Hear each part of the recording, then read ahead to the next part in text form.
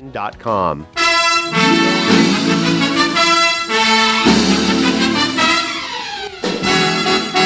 Welcome to the Friday Matinee here on your hometown station, AM 1220 KHTS. I'm T. I'm George. Happy Friday to you, sir. Thank you. Happy Friday to you. This has been, we were last together, you and I, during the Sage Fire and broadcasting that. And it's a totally different space for us to be in because here it's all about entertainment. It's all about things that happen in our valley, creative people. That was a different bit of business. A little bit. Yeah. A little bit. And then, and not to mention the foibles with the broadcast computer that caused you and Tori to have to speak straight. Gosh. That was crazy. For 3 hours. So that was crazy. You guys are heroes. But we don't ever have to do that again because I sort of like doing this with you more. Well, so please, let's not start any more fires. No, Kids, no. No forest fires. No. So you've written a few books, from what I've heard. Yes, I have. Author. I have some children's books, YA, and then, I say that some people chew their nails. This is the thing I do compulsively is I put fingers to keyboard. So, yes. Now, is this something you've always been, or is it something that you have just decided that in a later part of life, I'm going to start putting pen to paper? I've been writing my whole life. I've been journaling, which really upsets my family because every single dark story or sideways bit of business, I documented it. I absolutely have documentation. So, yeah. So, but our guest with us today is also an author. So you should have something in common. Yes. And it's a situation where this was more of a revelation or the little light came on a little bit later in life. He's also nominated for SCV Man of the Year earlier this year and an all-around nice guy. Let's welcome Bill Lowndes. Good afternoon. So let's talk about this because looking at I like this. The boring stuff first. You sent me the bio. Born in Oklahoma when mammoths roamed North America, but you ended up moving to Downey, California. So you're almost a Southern California native. Yes. You're only kind of a tourist for those of us who were born in California. But I'm sure you've been here a lot longer than I have, or I shouldn't say it. But you spent your life pretty much as an engineer, correct? Yes. Engineering is really my passion. I think I got it from my father. He was an electrical engineer, so I rebelled against parental authority and became a mechanical engineer. I showed him, didn't I? In your face, Dad. So that's how you pretty much spent your career. Exactly. So aerospace, a variety of other industries, but primarily aerospace. It's a lot of fun. And how did you end up in Santa Clarita? Because you looked like you could run for a job. I moved here for a job called NTS, is a company up a test outfit right off of Bouquet Canyon Road, or Soledad, Bouquet. And, it was just a grand time. So I hit the neighborhood, stuck. I loved it. And this has been, your engineering and your love of how things work and the science of the world is something that's in your soul. You do a thing at the Boys and Girls Club. Talk to us about that. I do. I like to proselytize my passion for technology and for science. And one of the ways I did it for years, I was an adjunct professor, an instructor teaching engineering, etc., for high schoolers, for college people, etc. I've kind of, at my old age, backed out of that. And now I'm going after the little tykes at the Boys and Girls Club. So my wife and I, Darlene, do science hour at the Boys and Girls Club every week, and robotics as well. So, and then you continue to teach through now as a writer because you're sharing a part of what you know, what you do, where you've been, and this is a lovely gift you're giving back to continue on. Interestingly, I've written 2 novels, both about engineers trying to start a business and their struggles with regulations and preconceived notions and that sort of thing. This last book, called Zerbo Health Remover and Other Childhood Reminiscences, is in fact a memoir that I started writing, curiously, about 40 years ago. So I wrote my first anecdote way back when. And recently, my wife prevailed upon me that they belong in a collection, in a little book. So I finished it up, did some editing, and out comes this book called Zerbo Health Remover. Yeah, I kind of noticed in reading the blurb on the back, it sounded very, very similar to a certain Bill Lyons in the young boy named Billy who grew up in the 1950s. Who would that be? Yes. Well, it is autobiographical. But who's Zerbo? That's kind of a long story. That's the name, actually. Zerbo Health Remover is the title of one of the anecdotes. And it concerns an afternoon where my friend and I were bored to tears, wandered into his mother's kitchen, and decided to mix everything we could find in the kitchen. Vinegar, hot peppers, spices, everything. And we made this concoction that we dubbed Zerbo Health Remover. Now, did you actually taste it? 'Cause I Yeah, used to that's do- I what used to I'm do waiting that for. stuff. Waiting for the. We did. And not only that, but we went around the neighborhood trying to sell swigs to the neighbors. Of course, none of them. Oh, snake oil, I dig it. That didn't matter. We knew we weren't going to sell Yeah. any. But You tried. I love that you tried. well, And you were how old when you did this? probably around 12. Yeah. Okay, so So Zerbo Health Remover you created, and now this is the title of your memoir. And anecdotes. You're storytellers. Then storytellers. This is one of the lovely things. They'll take the information and then serve it up in bite-sized bits. And you're going to share with us some anecdotes, aren't you today? If you and your listeners would bear with us. Yeah. Oh yeah, no, would we're love to. totally looking forward to this. So Get right on that mic. now, okay. The first one I would like to read is called Poetry in the Fog. And it goes back to the days that I had, I was very young, had a paper route as young kids did. And I wrote poetry waiting to do my newspaper route. So here it goes. Poetry in the Fog. Poetry stands as the essence of youth, an integral part of a mind unfettered by mental calluses called experience. I can't recall anyone who hasn't tried poetry as a kid, and I know of no adults who still write poetry. I think most wish they did and count the loss as a measure of their advancing years. Poetry is something special. Kids are special, and thus they belong to one another. My good friend Dave got a paper route delivering a local throwaway called the Herald American. I was livid with jealousy, so I got a route too. As it turned out, the job was a pain in the neck, simply because I was allergic to early morning. In the middle of the night, while I slumbered, a truck, it must have been a truck although I never saw it, dumped a huge bundle of newspapers between the two palm trees that stood like sentinels in our front yard. At 4 a.m, or thereabouts, I'd stagger into the damp darkness to fold each paper, wrap them with rubber bands, and stuff them into a grubby canvas bag. How I hated it! While the thermometer might register temperate California temperatures, the dank sea air burrowed through my jacket and flannel shirts as if they were gossamer. But something happened on those gray, foggy mornings when the mist hung in the air and cradled the early hours in its quiet fold. The streetlight across the street formed a gentle halo that bathed the palms in a soft glow and made the dew-laden grass glisten. It was always quiet as a cat's breathing.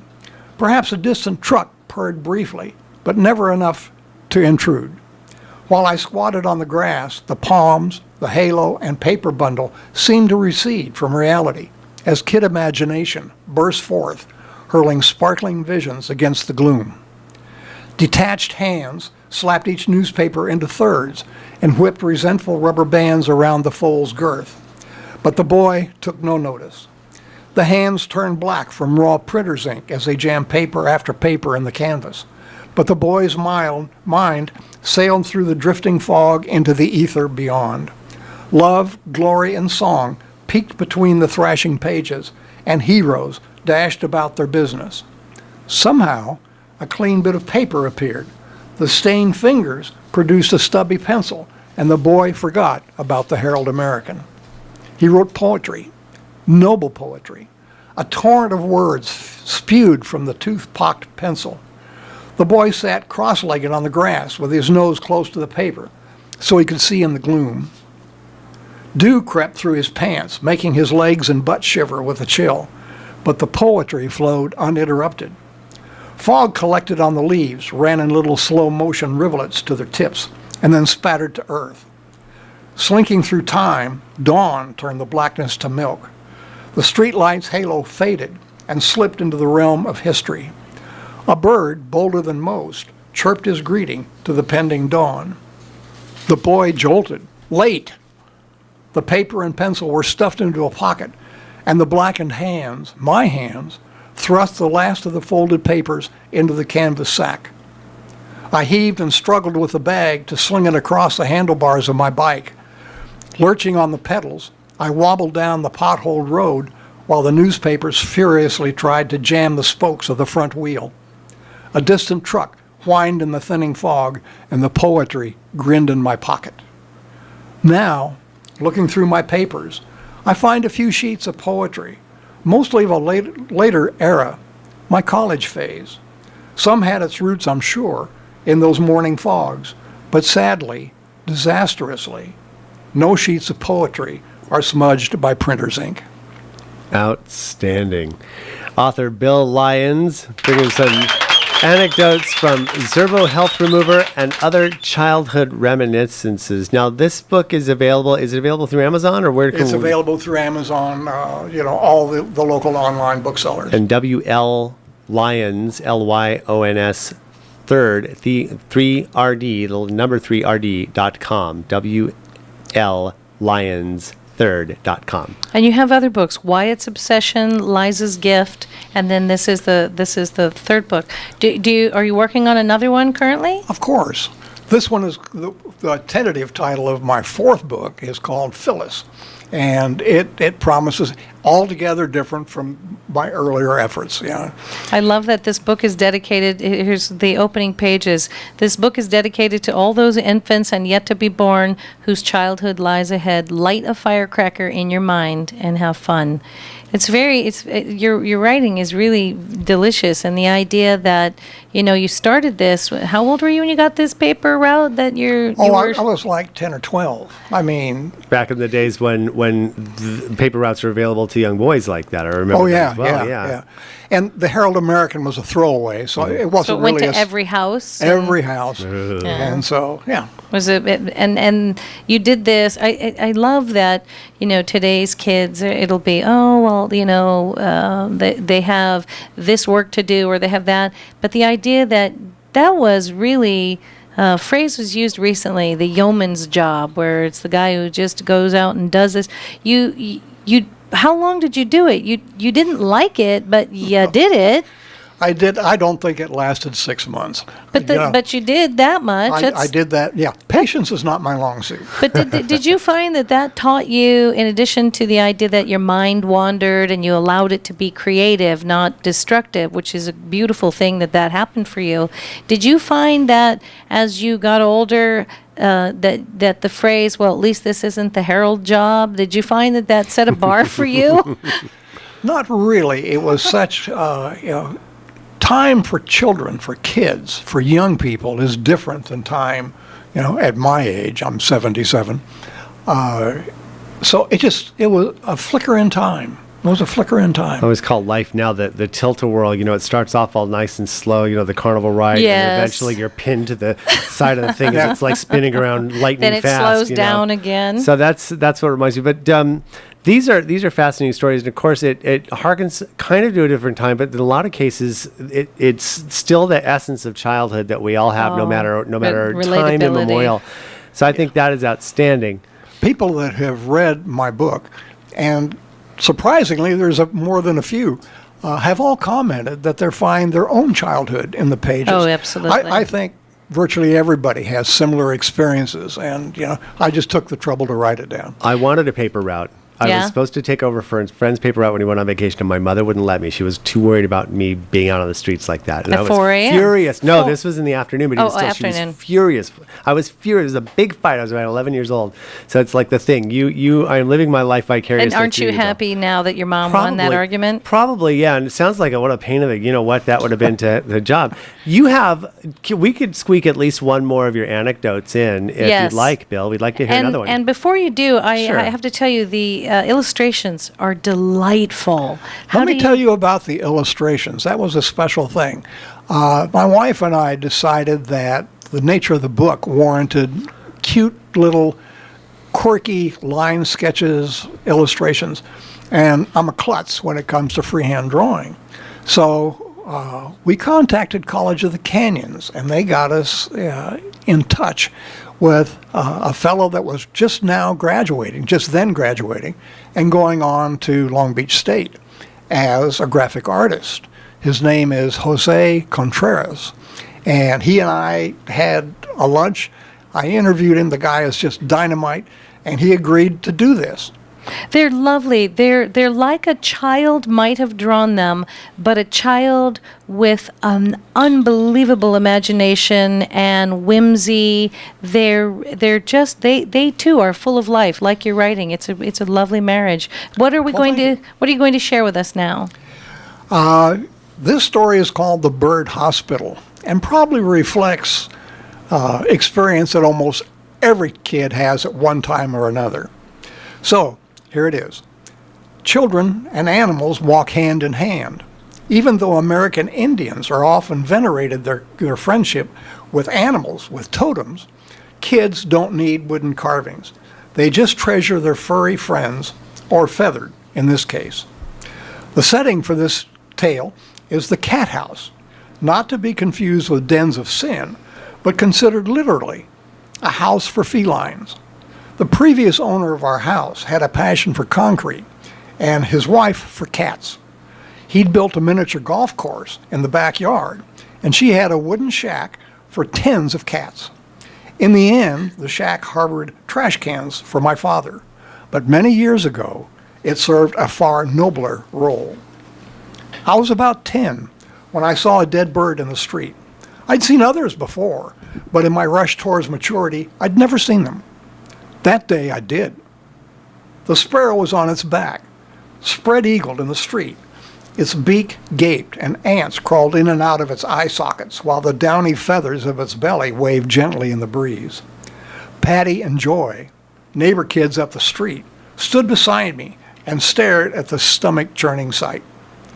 Somber, we found a shoebox, wrapped the remains in my mother's finest tissue, and plopped it in a shallow hollow we dug in the abandoned part of the miniature golf course.